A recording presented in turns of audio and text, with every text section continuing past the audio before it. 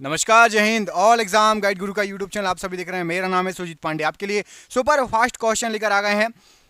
उम्मीद करते हैं आप लोग आधे क्वेश्चन सही कर दोगे। प्रैक्टिस सेट, हमारे चैनल पर आपको प्रैक्टिस सेट कराया जाता है। यहां पर ये चैनल फेमस है आपकी प्रैक्टिस कराने के लिए। जीके, साइंस, करंट अफेयर्स, इन तीनों की प्रैक्टिस कराई जाती है हमारे इस चैनल पर।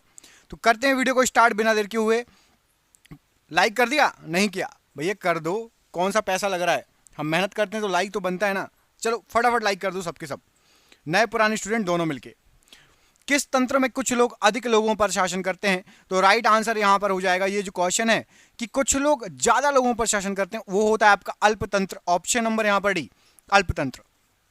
अगला क्वेश्चन देखो, सरकार के संसदीय रूप का विचार कहां से लिया गया है? तो सरकार के संसदीय रूप का विचार ये आपका ब्रिटेन के संविधान से लिया गया है। ऑप्शन नंबर बी, ब्रिटेन देश से लिया गया है, राइट आंसर हो जाएगा। अगला क्वेश्चन देखो, संवैधानिक राजसी का अर्थ क्या होता है? तो संवैधानिक राजसी, इसका जो अर्थ होता है आपका कि संविधान द्वारा प्राप्त शक्ति के अनुसार राजा द्वारा शक्तियों का प्रयोग।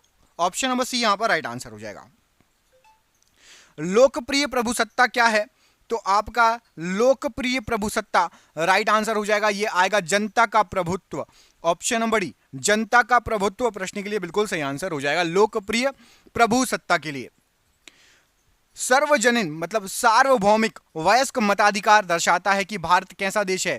तो सार्वभौमिक या जो है आपका सार्वजनीन वयस्क मताधिकार दर्शाता है कि भारत आपका एक लोकतांत्रिक गणराज्य है या लोकतांत्रिक राज्य है। Option number C right answer है।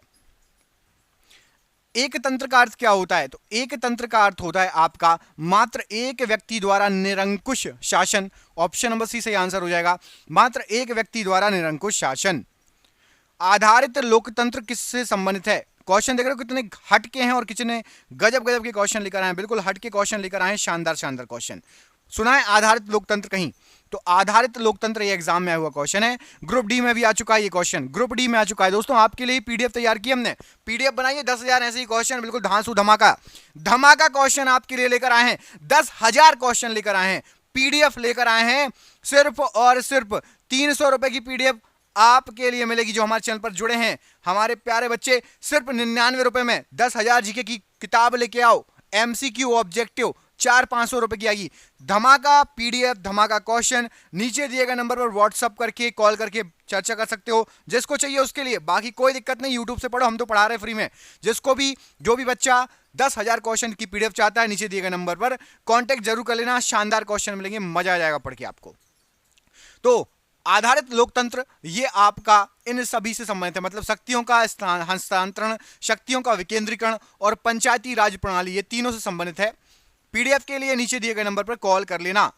निम्नलिखित में से किस निर्णय में कहा गया है कि धर्मनिरपेक्षवाद और संघवाद भारतीय संविधान की मूल विशेषताएं हैं? तो धर्मनिरपेक्षवाद और संघवाद ये आपका SR बोम्बई वाला, ऑप्शन नंबर यहां पर बी के द्वारा निर्णय लिया गया था उस समय कि धर्मनिरपेक्षवाद और संघवाद ये भारतीय संविधान की मूल विशेषताएं हैं, ये निर्णय में कहा गया था। अगला क्वेश्चन देखो, भारत के संविधान में भारत को किस रूप में वर्णित किया गया है? तो भारत के संविधान में भारत को राज्यों का संघ कहा गया है। ऑप्शन नंबर डी, राज्यों का संघ राइट आंसर हो जाएगा प्रश्न के लिए।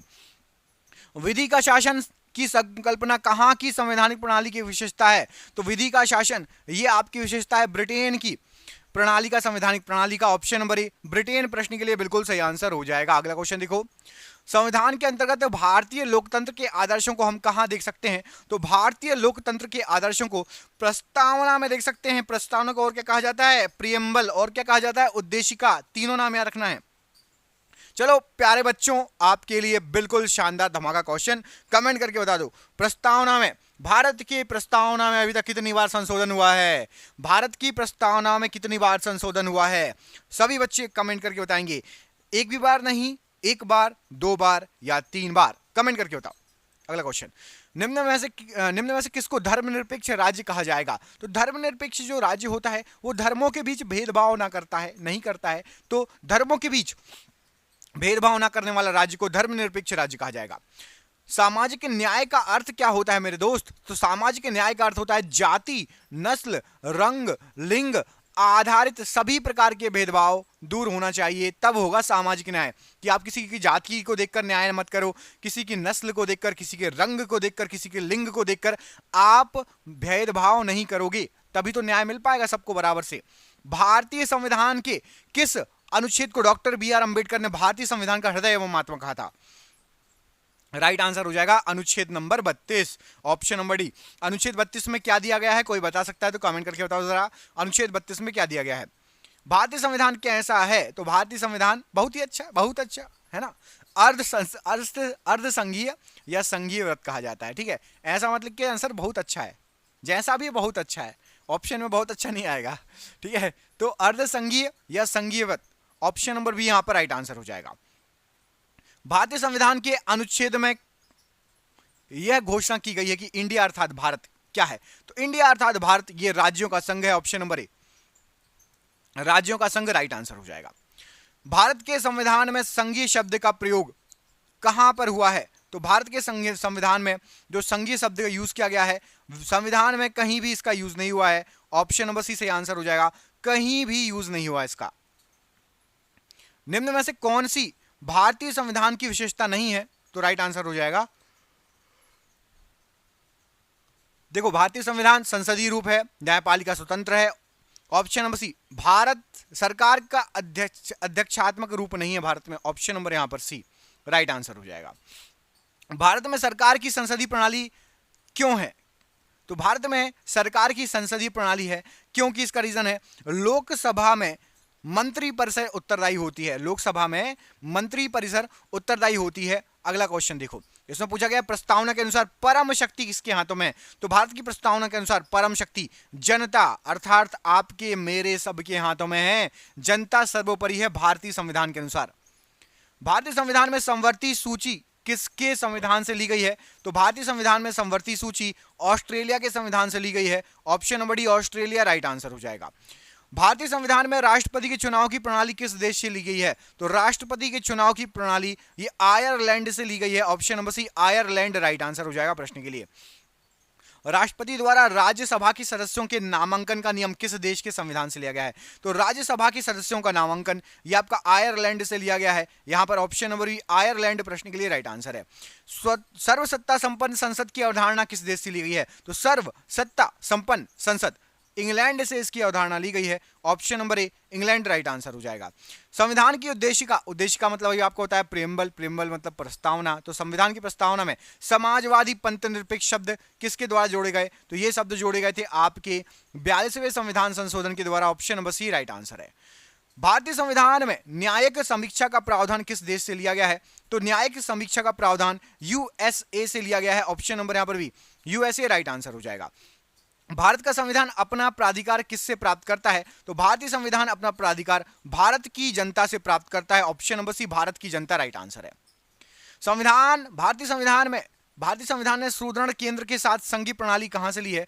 तो संविधान ने सुदृढ़ केंद्र के साथ जो है आपकी संघीय प्रणाली ये कनाडा से ली है, ऑप्शन नंबर बी कनाडा प्रश्न के लिए राइट आंसर है। भारत का संविधान देश को किस रूप में वर्णित करता है? तो भारत का संविधान देश को राज्यों के संघ के रूप में वर्णित करता है, ऑप्शन नंबर ए राज्यों का संघ राइट आंसर है। भारत का संविधान भारत को कैसे वर्णित करता है? तो राज्यों का संघ या फिर राज्य संघ भी बोला जाता है, ऑप्शन नंबर बी राज्यों का संघ या राज्य संघ दोनों सही आंसर है।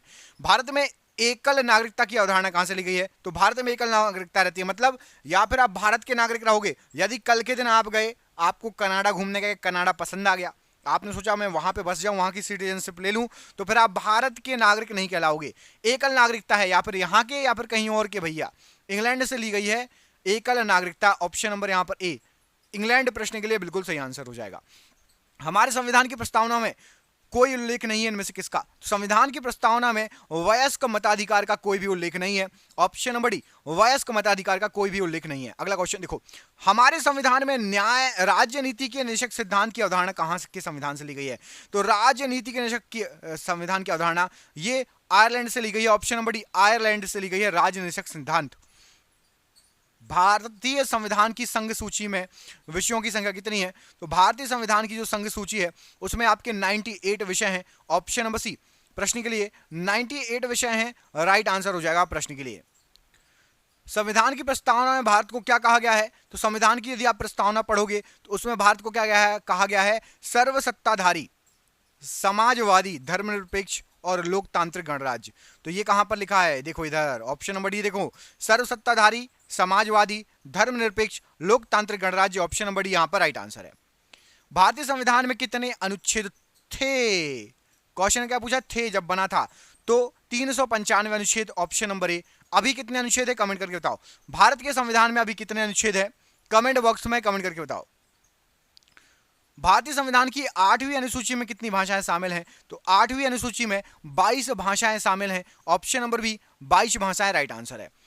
भारतीय संविधान की प्रस्तावना में निम्नलिखित में से किस अभिव्यक्ति का प्रयोग नहीं किया गया?